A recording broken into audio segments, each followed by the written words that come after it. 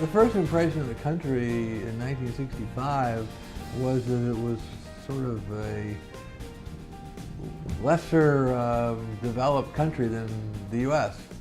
We got there like 2 days before the competition began, or at least got to the pool the first time, and they were still building it. So they were laying stones, and there was sand around, and all that. Well, it was certainly a marvelous experience in many ways. It starts out, I was the first time I went, I was 19 years old, and the competition was really wonderful. I mean, it's most people's athletes dream to have their sweatshirt say USA, and most of the players on the team, myself included, weren't going to find that anywhere else. We weren't going to make the U.S. national team, the Olympic team.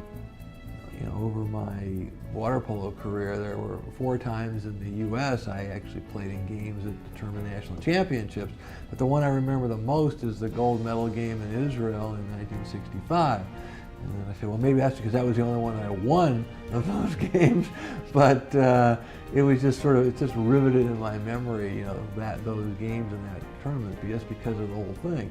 And then, of course, seeing Israel and the connection there, and it solidified for me that connection. I mean, some of the people come, less affiliated, as it were, less connected to Israel. I certainly felt connected beforehand, but certainly you feel much more so after you've been there.